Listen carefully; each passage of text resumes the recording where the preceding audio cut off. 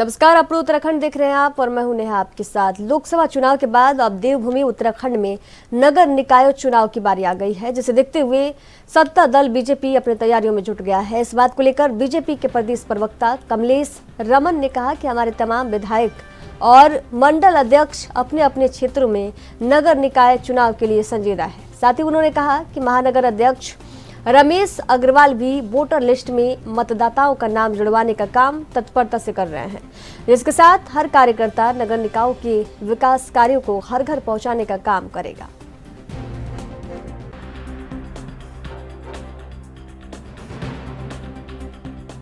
देखिए, भारतीय जनता पार्टी का प्रत्येक कार्यकर्ता नगर निकाय चुनाव में जाने के लिए बिल्कुल तैयार है और वो अपने अपने क्षेत्रों में काम भी कर रहे हैं। जिस तरीके से तमाम हमारे विधायक लोग, हमारे तमाम मंडल अध्यक्ष, शक्ति केंद्र, जितने भी कार्यकर्ता हैं, सभी लोग अपने अपने क्षेत्र में नगर निकाय चुनाव को लेकर के संजीदा हैं और वोटर लिस्ट में नाम जुड़वाने का काम कर रहे हैं बड़ी तत्परता के साथ में। तमाम हमारे महानगर अध्यक्ष उमेश अग्रवाल जी भी लगे हैं और क्योंकि ये चुनाव है और आने वाले समय पे जून में चुनाव हो या आने वाले कभी भी चुनाव हो, हमारा प्रत्येक कार्यकर्ता तैयार है इस चुनाव के लिए सारी चीज़ों को लेकर के। और क्योंकि हमारी जो सरकार है धामी जी की, जिन्होंने इस प्रदेश के लिए चौमुखी विकास के कार्य किए हैं, उनको ले जाने का काम प्रत्येक कार्यकर्ता जनमानस के घर घर पहुंचाने का काम करेगा।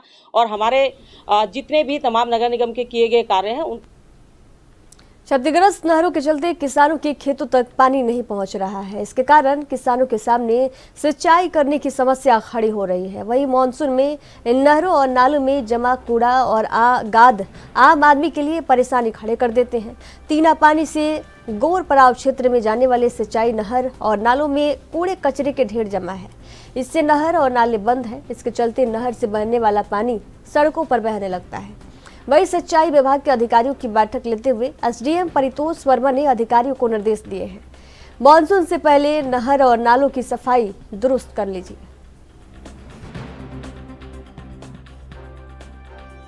2-3 बार बैठक भी की जा चुकी है और सिंचाई विभाग को निर्देशित किया जा चुका है कि अपने जितने भी सिंचाई की नहरें हैं उनकी सफाई कर लें। साथ ही जो महत्वपूर्ण नाले हैं और जिससे आपदा कारित होती है तो उनको सफाई के भी निर्देश दिए गए। जहाँ पे बहुत ज़्यादा आवश्यक हैं उसमें सिंचाई विभाग द्वारा एस्टीमेट बनाए जा रहे हैं और जैसे एस्टीमेट प्राप्त होंगे तो उसमें आगे अग्रिम। देहरादून नगर निगम द्वारा मलिन बस्तियों को हटाने की तैयारी की जा रही है, जिसे देखते हुए धर्मपुर विधानसभा क्षेत्र के मलिन बस्ती निवासियों ने धर्मपुर विधायक विनोद चमोली से मुलाकात की। इस बात को लेकर विनोद चमोली ने कहा कि वर्ष 2016 के बाद की निर्माण की गई मलिन बस्तियों को हटाने के निर्देश है, जिसके लिए नगर निगम को मंथन करना होगा। देखिए, पहले तो बस्तियां नहीं हटाई जा रही, ये बात स्पष्ट होनी चाहिए। अलबत्ता ये जरूर है, ग्रीन ट्रिब्यूनल ने कहा है कि 2016 के बाद जो नए निर्माण है उनको हटाया जाए। तो पहले हमको देखना होगा कि 2016 के बाद कितने निर्माण हैं, क्योंकि बस्ती हमारी बस्तियों को पूरी तरह हटाने की बात नहीं है। मेरे क्षेत्र में भी जो दीपनगर क्षेत्र पड़ता है वहां पर 8 लोग ऐसे चिन्हित किए गए जिनको नगर निगम में नोटिस आए हैं। कल मेरे पास भी आए थे, मैंने नोटिसों को भी देखा, उसके बाद फिर जानकारी ली तो वो 8 निर्माण जो है वो पहले से चले आ रहे हैं, 2016 से पहले से। हाँ, ये जरूर है कि लोगों ने बाद में खरीदा है, कुछ बार ठीक ठाक कर रहे हैं, काम वाम लगा रखा होगा, लेकिन वो नए निर्माण नहीं है।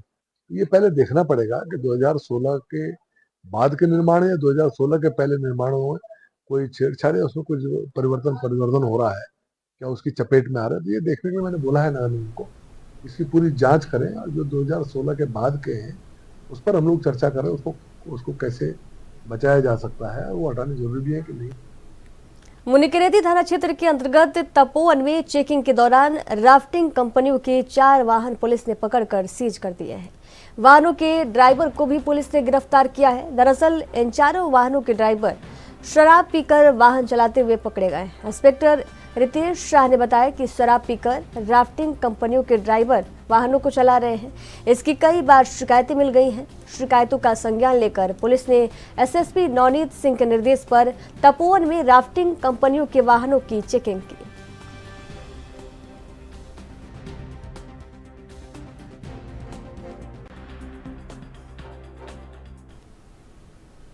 चारधाम यात्रा में यात्रियों की भारी संख्या में आवागमन को देखते हुए स्वास्थ्य मंत्री डॉक्टर धन सिंह रावत ने सभी जिलों के सीएमओ को एम्बुलेंस के रिस्पांस टाइम को कम करने के निर्देश दिए हैं। इस बात को लेकर देहरादून के सीएमओ डॉक्टर संजय जैन ने कहा कि देहरादून जनपद में अभी ऐसी कई दिक्कतें नहीं आ रही हैं। साथ ही उन्होंने ये भी कहा कि मुख्य तौर पर चारों धाम के मार्गों पर भारी भीड़ के चलते जाम लगने की वजह से स्वास्थ्य मंत्री ने एम्बुलेंस की संख्या को बढ़ाने के निर्देश दिए हैं ताकि रिस्पांस टाइम कम मिले और जल्द से जल्द यात्रियों को स्वास्थ्य सुविधाओं का फायदा मिल सके।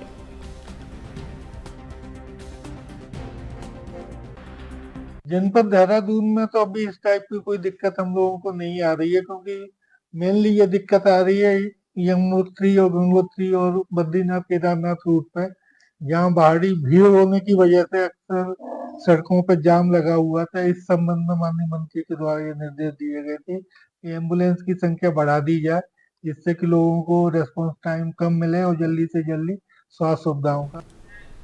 प्रदेश के पर्यटन, धर्मस्व, लोक निर्माण, पंचायती राज, संस्कृति और जलगांव मंत्री सतपाल महाराज और पूर्व कैबिनेट मंत्री अमृता रावत ने बाबा केदारनाथ और श्री बद्रीनाथ धामों में पहुंचकर देव दर्शन एवं पूजा अर्चना कर संपूर्ण विश्व एवं मानवता की कल्याण की कामना की। इस दौरान उन्होंने उत्तराखंड के सतत विकास के लिए भी बद्री केदार से आशीर्वाद मांगा।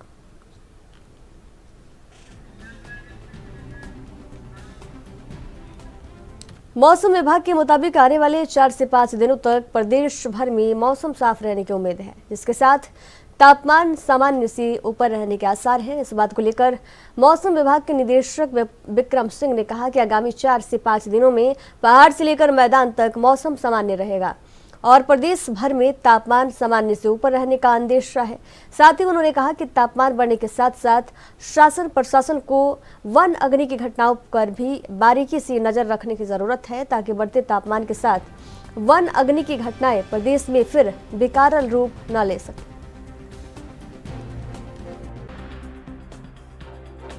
देखेंगे 14 से लेकर करीब 19 या 20 तारीख तक जो है तो मौसम जो है शुष्क रहने वाला, ड्राई रहने वाला है।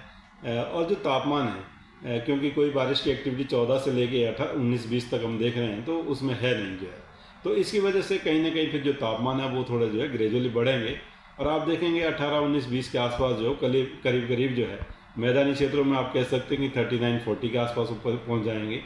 और इसी तरह जो है हिल्स में भी बात करें, जो 2000 मीटर या उसके आसपास के क्षेत्र की बात करें तो वहाँ पर भी वो करीब जो है 28-29 तक वो आ जाएंगे। तो 2-3 दिन में कहूँगा कि जैसे 18 से लेकर 20 तक जो है जो टेम्परेचर सो हाई थोड़े रहने वाले हैं और ये सामान्य से कह सकते हैं आपके करीब 4 से 5 डिग्री तक जो है ऊपर आ जाएंगे।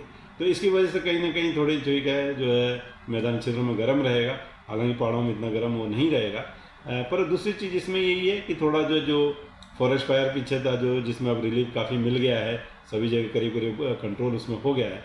तो लेकिन 18-19-20 में जब अभी ड्राई स्पेल चलेगी 3-4-5 दिन आगे जो है और 18-19 में करीब ऐसे टेम्परेचर जैसे मैंने बोला है पहुँचेंगे, तो थोड़ा एक क्लोज उस पर जो है वॉच रखना चाहिए और जहाँ पे भी इस तरह का है तो उसको तुरंत कंट्रोल करने की कोशिश होनी चाहिए।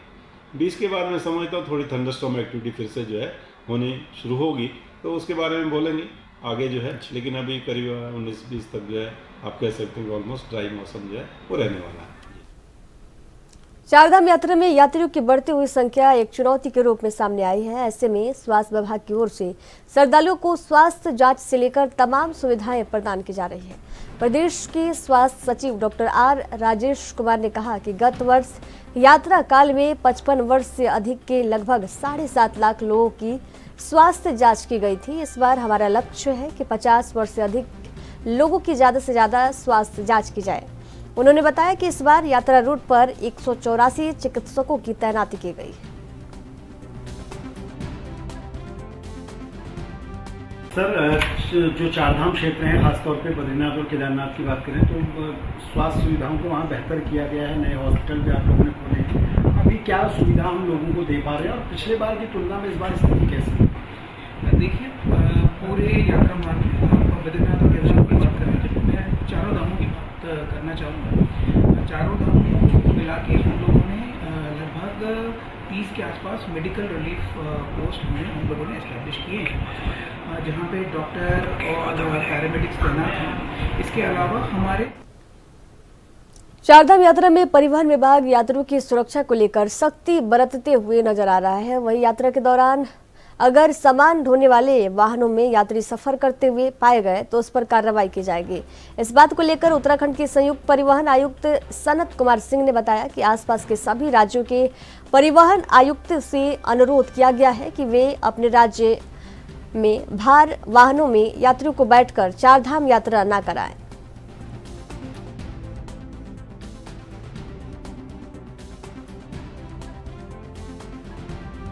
चारधाम यात्रा में एक पहले ट्रेंड था, वो बहुत खत्म हो गया है। एक ये ट्रेंड था कि जो भार वाहन है जिनमें माल ढोया जाता है, ट्रक्स हैं, उसमें बैठ के कुछ यात्री आ जाते थे।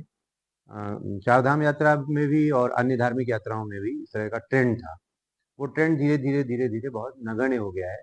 कांवड़ यात्रा वगैरह में कई बार आ जाते हैं कुछ यात्री। चारधाम में ये ट्रेंड डिक्लाइन कर गया है।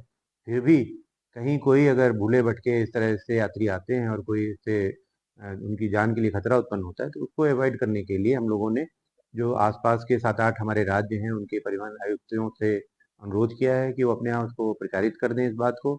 और अगर कोई ट्रैक्टर ट्रेलर में या किसी ट्रक में बैठ के यात्री चलते हैं तो जहाँ ओरिजिन है वहीं उनको रोक लिया जाए। जिस गांव कस्बे से चल रहे हैं, जो नियरेस्ट सिटी है, वहीं से रोक लिया जाए, बजाय इसके कि जब वो यहाँ हमारे पास आ जाएं और पहाड़ में चढ़ जाएं और फिर पहाड़ में 100 किलोमीटर दूर हम कहीं उनको रोकें। तो उससे यात्रियों को बहुत परेशानी होती है, उनके लिए अलग से गाड़ी करना या रुकने ठहरने की व्यवस्था नहीं होती है। तो ऐसी अप्रिय स्थिति उत्पन्न हो, परेशानी की स्थिति उत्पन्न हो, तो बेहतर होगा कि ओरिजिन पे ही, उनको सोर्स पे ही रोकने की कोशिश की जाए।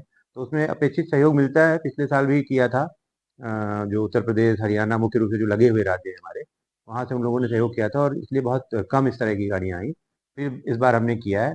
और दूसरा, हमारे लोगों को भी पूरा निर्देश है कि कोई ऐसा कोई गाड़ी ऋषिकेश से जो हमारी चेक पोस्ट से लग रहे हैं, इनसे ऊपर न जाने पाए।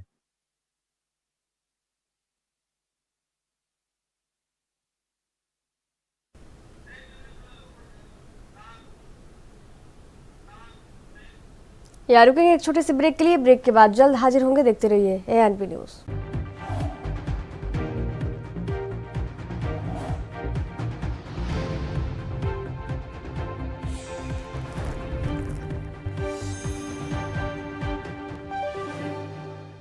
ब्रेक के बाद एक बार फिर से आप सभी का स्वागत है। चारधाम यात्रा के शुरू होने के बाद रोजाना भारी संख्या में श्रद्धालुओं का आना देखने को मिल रहा है। इस बात को लेकर गढ़वाल आयुक्त विनय शंकर पांडे ने कहा कि आज सुबह जानकी चट्टी से यमुनोत्री धाम के लिए 15,455 यात्रियों ने प्रस्थान किया था और सुबह 10 बजे तक 4,000 यात्री यमुनोत्री धाम के दर्शन भी कर चुके हैं।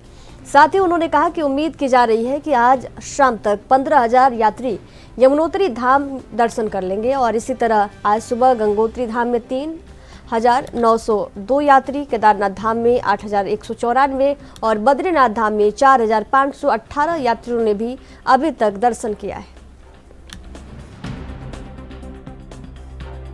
यमुनोत्री धाम का अगर आज मॉर्निंग का फिगर हम आपको दें जो हमारे पास अभी आया है, उसमें स्थिति ये है कि जानकी चट्टी से यमुनोत्री की ओर 15,455 यात्रियों ने प्रस्थान किया था। 15,455 और सुबह 10 बजे तक 4,000 दर्शन भी कर चुके हैं। यानी आज की शाम तक आते आते शायद ये फिगर 15,000 तक पहुंच जाए। इसी तरह गंगोत्री में सुबह से 3,902 यात्री दर्शन कर चुके हैं। केदारनाथ धाम में 8,194 यात्रियों ने सुबह 10:15 बजे तक दर्शन लाभ प्राप्त किया था और बद्रीनाथ धाम में 4,518 ने दर्शन प्राप्त किया है। संख्या आपके सामने है और आप देख रहे हैं।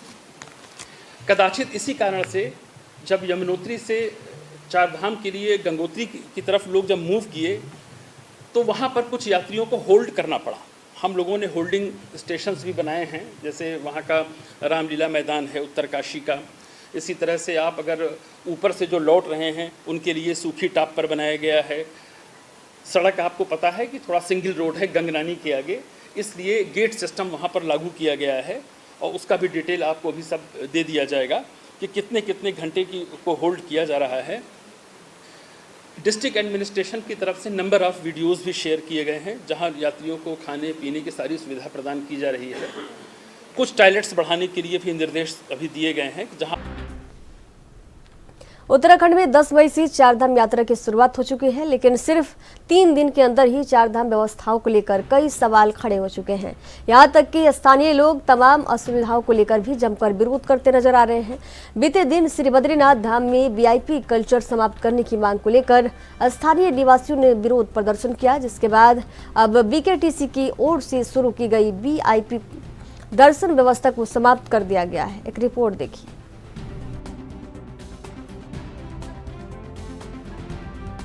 नहीं, देखिए उनका विरोध प्रदर्शन नहीं था, बल्कि उनका एक सजेशन था कि वीआईपी दर्शन से श्रद्धालुओं को दिक्कत या परेशानी ना हो, इसी को लेकर के उन्होंने अपना एक सजेशन दिया है। और माननीय मुख्यमंत्री जी ने तो पहले ही आदेश कर दिया था कि 15 दिन के लिए कोई भी वीआईपी मंदिरों में नहीं जाएंगे। तो मुझे लगता है कि ये एक बहुत ही अच्छा निर्णय है सरकार का कि तमाम जो श्रद्धालु प्रदेशों से आ रहे हैं, क्योंकि मंदिर में तमाम सभी वीआईपी हों या एक आम नागरिक हो, सभी के लिए भगवान के दर्शन एक समान होते हैं। तो मुझे लगता है सरकार का ये बहुत ही अहम फैसला है और बहुत ही बढ़िया फैसला है। इसमें आने वाले श्रद्धालुओं को भी कोई दिक्कत नहीं होगी और जो वहाँ के रहने वाले नागरिक हैं, स्थानीय लोग, उनको भी कोई प्रॉब्लम नहीं होगी। यात्रा शुरू होने से पहले सरकार ने बड़े बड़े दावे किए कि 15 दिनों तक कोई वीआईपी दर्शन नहीं होंगे। और आप देखिए शुरुआत में ही जो है मुख्यमंत्री जी जो है केदारनाथ धाम में पहुंच गए। अपने आदेश का उन्होंने खुद ही पालन नहीं किया, उनके जो है अन्य सहयोगी कैसे उसका पालन करेंगे। और जिस तरीके से वीआईपी का सिलसिला शुरू हुआ, स्थानीय लोगों को, तीर्थ पुरोहितों को, व्यापारियों को जो है विरोध के लिए जो है सामने आना पड़ा। अब विरोध हो रहा है तो उसके बाद सरकार कह रही कि जो है अब वीआईपी दर्शन नहीं होंगे। आपने तो पहले भी जो है इसके आदेश जारी किए थे, पहले भी बातें की थी, फिर भी व्यवस्थाएं नहीं सुधरी। अगर सरकार व्यवस्थाएं सुधार नहीं सकती तो बयानबाजी नहीं करनी चाहिए, इस प्रकार के फिर बेतुके आदेश जारी ना करें। और अगर आदेश जारी हो रहे हैं तो पूरे होमवर्क के साथ पूरी व्यवस्थाएं बनाई जाए, क्योंकि भगवान के दर पे आने वाला कोई भी व्यक्ति वो श्रद्धालु है और श्रद्धालु के तरह से वो दर्शन करे। वीआईपी के रूप में आप देखिए कि भाजपा का कोई भी नेता जा रहा है, समर्थक जा रहा है, उसको वीआईपी। नैनीताल जिले में मैदानी तहसीलों में लंबे समय से प्रमाण पत्र जारी नहीं हो रहे हैं। पटवारी द्वारा काम बहिष्कार किए जाने के बाद लगातार फरियादियों को इधर उधर भटकना पड़ रहा है। अकेले हल्द्वानी तहसील में 270 प्रमाण पत्र और लालकुआं तहसील में 98 प्रमाण पत्र अभी तक लंबित पड़े हैं। प्रमाण पत्र नहीं बनने से विभिन्न नौकरी में आवेदन करने वाले और कॉलेज में दाखिला लेने वाले अभ्यर्थियों को भारी परेशानियों को सामना करना पड़ रहा है। वहीं उप जिला अधिकारी परितोष वर्मा का कहना है कि लेखपाल संघ से वार्ता हो चुकी है और जल्द प्रमाण पत्र बनने शुरू हो जाएंगे।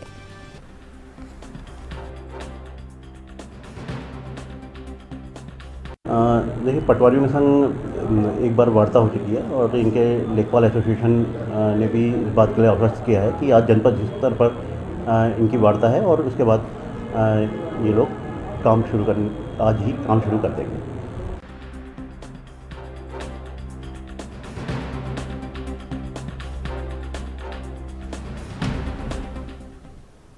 हल्द्वानी नगर निगम इस वित्तीय वर्ष के टैक्स वसूली में जुट गया है और टैक्स जमा नहीं करने वालों के खिलाफ भी कड़ी कार्रवाई करने के निर्देश दिए हैं। नगर निगम के मुख्य नगर आयुक्त IAS विशाल मिश्रा ने बताया कि नगर निगम के राजस्व बढ़ाने के लिए निगम द्वारा टैक्स वसूली के साथ साथ बड़े बकायेदारों को नोटिस देने के निर्देश जारी किए गए हैं। मुख्य नगर आयुक्त ने कहा कि शहर में 471 बड़े टैक्स पेयर हैं, उनमें से भी टैक्स वसूली की कार्रवाई चल रही है। साथ ही बड़े टैक्स पेयरों को नोटिस देकर टैक्स वसूली और जो टैक्स नहीं दे रहे हैं उनके खिलाफ कठोर कार्रवाई करने के निर्देश दिए गए हैं।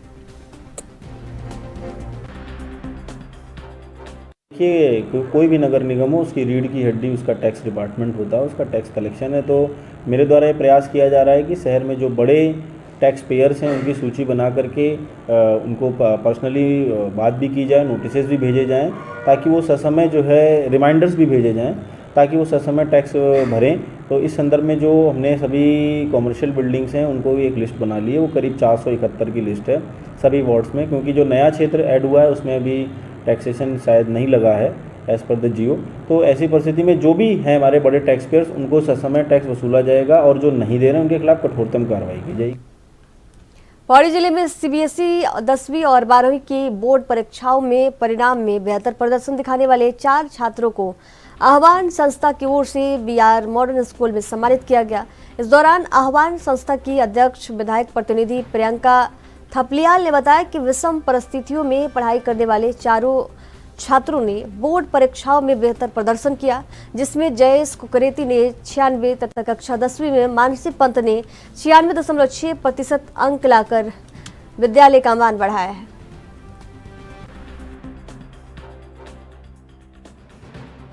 हमारे स्कूल का जो रिजल्ट रहा बहुत बेहतरीन रहा और पौड़ी क्षेत्र एक ग्रामीण क्षेत्र है और इसमें बच्चे पैदल चलकर आते हैं, बहुत सारे बच्चे पैदल चलकर आते हैं। उनमें से एक है किरण जो 3.5 किलोमीटर आना और 3.5 किलोमीटर जाना, लगभग 8-9 किलोमीटर रोजाना अप डाउन करना बहुत बड़ी चुनौती थी उसके लिए और उस चुनौती को उसने पार करते हुए 93% यहाँ पर लाई है।